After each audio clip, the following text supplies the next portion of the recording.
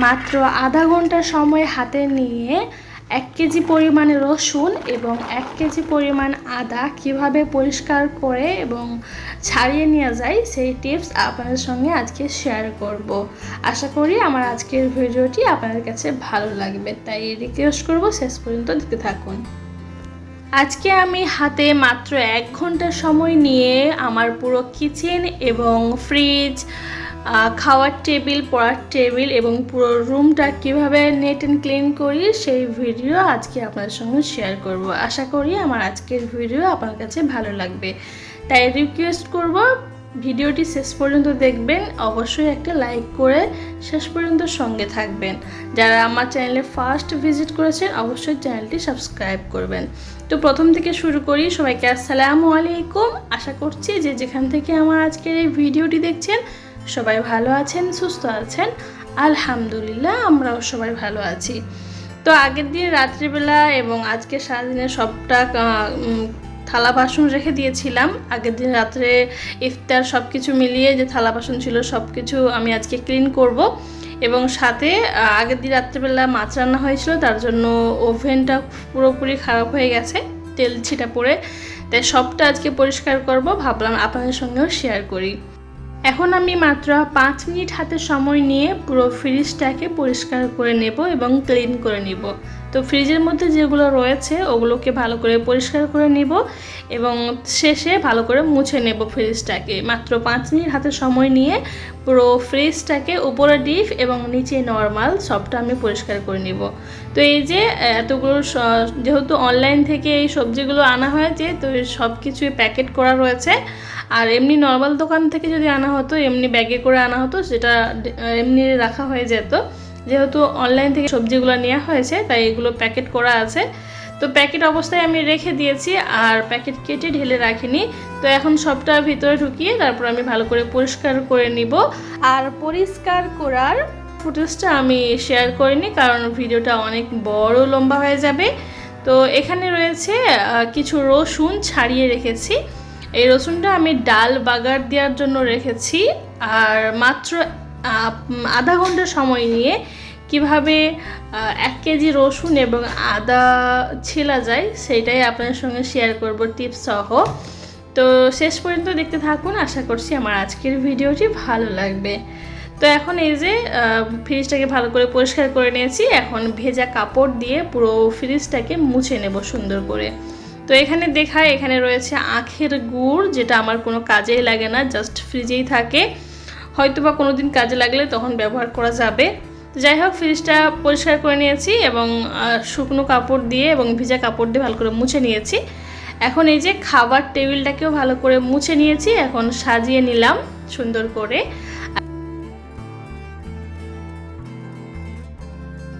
আর এই যে আমার মেয়ের পড়ার টেবিল, এটাকেও ভালো করে গুছিয়ে নিয়েছি। আর এখন যে বিছান গুছিয়ে নিয়েছি, এই যে বেসিং অফ ক্যামেরায় ধুয়ে নিয়েছি প্রথমে। এটা হচ্ছে বেসিং ভালো করে ধুয়ে নিয়েছি। আর আগের দিন কাপড় ধুয়ে মেলে দিয়েছিলাম, তো সকাল সকাল তুলে নিয়ে চলে এসেছি। এগুলোকেও আমি ভালো করে গুছিয়ে নিব। তো আজকে যেহেতু মাত্র 1 ঘন্টায় সব কাজ কমপ্লিট করব, তাই কাজের সময় ভিডিও অন করব না, কারণ ভিডিও করতে গেলে আরও বেশি দেরি হয়ে যায়। তো এখন এই যে এক এক করে সবটা পরিষ্কার করে নিয়েছি। এই যে আমার মেয়ের ঘর, সে এখানে বসে খেলা করে, এটাকেও আমি ভালো করে গুছিয়ে নিয়েছি। তো এই যে 2 বস্তা খেলনা রয়েছে, তো সব খেলনাগুলো আমি বস্তার মধ্যে রেখে দিয়েছি। ভালো করে পরিষ্কার করে তারপর আবারও সাজিয়ে দিব কোনো একদিন পরে। তো এখন মেয়েটাকে গোসল করিয়ে দিয়েছি, ওকে রেডি করে দিয়েছি এবং ভাত খাইয়ে দিয়েছি। দিয়ে আমি আমার কাজগুলো করে নিব। এই যে সে তার শুয়ে শুয়ে টিভি দেখতেছে, ইসলামিক কার্টুন দেখে, সে খুব পছন্দ করে। তো এই যে এরই মধ্যে তাকে আমি শুলিয়ে দিয়ে আমি এখানে এই যে এতগুলো থালা বাসন ধুয়ে নিয়েছি, বাদবাকি এতগুলো রয়েছে এগুলোকেও আমি ভীম দিয়ে মেজে নিয়েছি, জাস্ট ক্লিন করে নিলেই হয়ে যাবে। তো এখন ভালো করে ক্লিন করে নিব এটাকে। আর আমি অফ ক্যামেরায় করে নিব, কারণ ক্যামেরা ধরতে আর থালা বাসন ধুতে অনেকটা সময় লেগে যাবে। তাই আমি অফ ক্যামেরায় ভালো করে ক্লিন করে নিব এবং আপনাদের সঙ্গে পরে শেয়ার করছি। আশা করছি আমার আজকের ভিডিওটা আপনাদের কাছে উপকারে আসবে এবং সহজ মনে হবে সবটাই। তো রিকোয়েস্ট করব শেষ পর্যন্ত দেখবেন। আর কিভাবে আমি মাত্র আধা ঘন্টার মধ্যে সবটা আদা রসুন কাটি সবটাই শেয়ার করব। তো এই যে আমার সমস্ত থালা বাসন ধুয়ে নেওয়া ডান। এখন এই যে বেসিনটাকেও ভালো করে পরিষ্কার করে নিয়েছি এবং উপরের টালিগুলো একটু তেল ছিটা রয়েছে, মানে থালা বাসন ধুলে যে লিকুইডের ফেনাগুলো পড়ে তো সেখানে নোংরা হয়ে গেছিলো, ভালো করে ক্লিন করে নিয়েছি। এখন চলে আসলাম এই যে গ্যাস ওভেনে। রাত্রিবেলা মাছ রান্না হয়েছিল, মাছ ভাজা হয়েছিল, তার জন্য প্রচণ্ড পরিমাণে তেল ছিটিয়েছে আর পুরো ওভেনটা খারাপ হয়ে গেছে। আর আমি রান্নার আগে এবং রান্নার পরে মুছতে ভালোবাসি বা আমার পরিষ্কার পরিচ্ছন্ন ভালো লাগে। তো আগের দিন রাত্রিবেলা এত টায়ার্ড ছিলাম যে আর ক্লিন করা হয় না। তো ভাবলাম আজকে যেহেতু একটু ভিডিও করব, তাই সবটা এই ভিডিওর মধ্যে শেয়ার করব। ভিডিওর মাধ্যমে আমি কাজটাও করে নেব এবং আপনাদের সঙ্গে কিছু কিছু অংশ শেয়ার করব। তো এই যে আমি প্রথমে সবটা ক্লিন করে নিয়েছি ভিম লিকুইড দিয়ে, গ্যাস ওভেনটাও মুছে নিয়েছি এবং কিচেনের সমস্ত জিনিস নামিয়ে সবটা আমি ধুয়ে নিয়েছি। এই যে টোটাল এতগুলো থালা বাসন আমি ধুয়েছি। এখন আমার এগুলো কিচেনটাও ভালো করে পরিষ্কার করে মুছে নিয়েছি। এখন হালকা করে ভেজা রয়েছে, তো একটা শুকনো কাপড় নিয়েছি, শুকনো কাপড় দিয়ে ভালো করে মুছে নিয়েছি। তো কিচেনের ফাইনাল লুক এখন পুরোপুরি ফাঁকা, জাস্ট ওভেনটা রয়েছে। এখন সবটা আবার আমি সাজিয়ে গুছিয়ে নেব। আর যেহেতু এটা আমাদের রেন্টের বাড়ি, তাই এখানে আমরা যতটুকু পারি কম সব জিনিস ইউজ করার চেষ্টা করি, কারণ তারপরেও এখানে অনেক কিছুই রয়েছে। তো এখানে যেগুলো আমরা নিচ্ছি এগুলো তো আর বাড়িতে নিয়ে যেতে পারবো না, তাই এখানে থালা বাসন রাখার জন্য কোনো কিছু নেওয়া গেলে নিয়ে যেত, বাট আমাদের যেহেতু স্পেস রয়েছে রাখার এই ধারে, আমাদের কোনো কাজে লাগে না, তাই এই সাইডে রেখে দিই। আর অন্য কোনো কিছুতে রাখলে একটু মানে ব্যবহার করার সময় একটা আনতে গিয়ে অন্যটা সরাতে হবে। তো জাস্ট আমি এইভাবেই ভালো করে গুছিয়ে রেখে দিই। আমার খুবই সহজ মনে হয় এবং নিতেও ভালো লাগে, দেখতেও ভালো লাগে। এক সাইডে সব কিছু রেখে দিয়েছি। তো এই যে একটা ডিবার মধ্যে আমি সমস্ত ছোট চামচ ছুরি রেখে দিয়েছি এবং সবটা গুছিয়ে নিয়েছি, একবার দেখাই আপনাদের। তো এখানে মশলাদানি রয়েছে, তারপরে সমস্ত থালা বাসন আমি এক এক করে সাজিয়ে নিয়েছি। তো এই কোণাটা আমার থালা বাসন মশলা সবটাই থাকে আর বাদবাকি পুরোটা ফাঁকা থাকে। তো এখন গ্যাস ওভেনটাকেও ভালো করে শুকনো কাপড় দিয়ে মুছে নিয়েছি, যেহেতু ধুয়েছি তাই ভালো করে মুছে। আর এই উপরেরগুলো ভালো করে ধুয়ে নিয়েছিলাম, ওগুলোকেও শুকনো কাপড় দিয়ে মুছে আবারও সেট করে দিচ্ছি সবগুলো। তো মাত্র আধা ঘন্টা সময় নিয়ে পুরো কিচেনের থালা বাসন ধোয়া থেকে কিচেন ধোয়া থেকে আমি সবটা করে নিয়েছি মাত্র আধা ঘন্টা সময় নিয়ে। তো তার মধ্যে আমার সবটা হয়ে গেছে। আমি যেহেতু আজকে ভিডিও করব তাই খুব তাড়াতাড়ি আমি কাজটা করে নিয়েছি এবং ভিডিও অফ করে করেছি। ভিডিও করলে হয়তো পসিবল হতো না, কারণ অনেকটা পরিমাণে থালা বাসন ছিল। তো তারপরে এই যে আমি ঘরগুলোকেও মুছে নিয়েছি, সবটা পুরো ঘর কিচেন সবটা নিচে মেঝেগুলো ভালো করে পরিষ্কার করে নিয়েছি।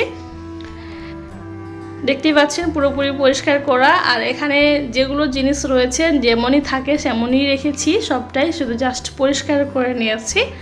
আর আমার ঘর ক্লিন করতে মাত্র 20 মিনিট লেগেছে, কারণ আমি পুরো রুম, তারপরে হল রুম, কিচেন সবটা পরিষ্কার করে নিয়েছি। ইভেন বাইরেটাও ভালো করে পরিষ্কার করে নিয়েছি, জুতোগুলো সরিয়ে। দেখতেই পাচ্ছেন কতটা চকচকে ঝকঝকে মনে হচ্ছে। এইভাবেই সব সময় আমার পরিষ্কার থাকে। তো আজ ভাবলাম আপনাদের সঙ্গে শেয়ার করি, যেহেতু করছি। তো আমার সবটা পরিষ্কার করা হয়ে গেছে।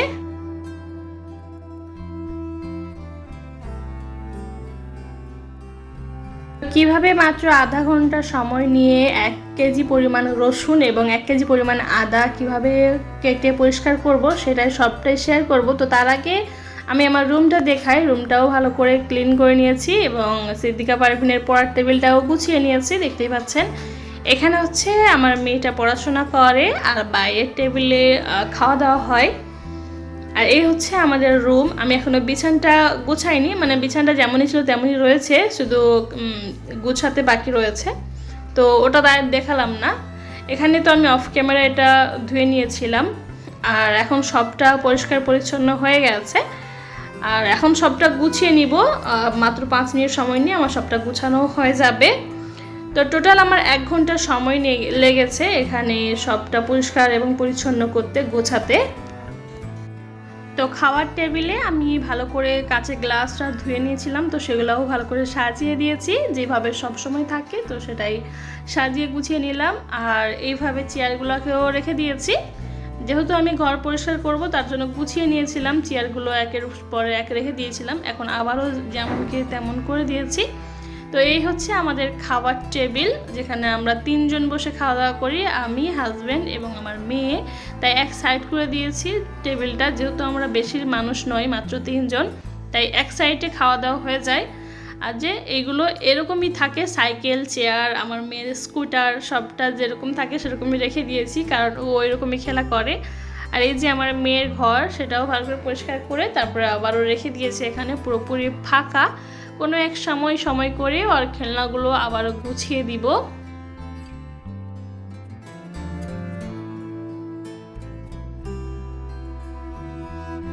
তো এখন দেখাবো কিভাবে মাত্র আধা ঘন্টায় রসুন এবং আদা 1 কেজি পরিমাণ করে রয়েছে আমি কিভাবে ছাড়িয়ে নিয়েছি। দেখতেই পাচ্ছেন আমি এত রসুন মাত্র আধা ঘন্টা সময়ের মধ্যে, মাত্র 15 মিনিট লেগেছে আমার রসুনগুলো ছাড়াতে।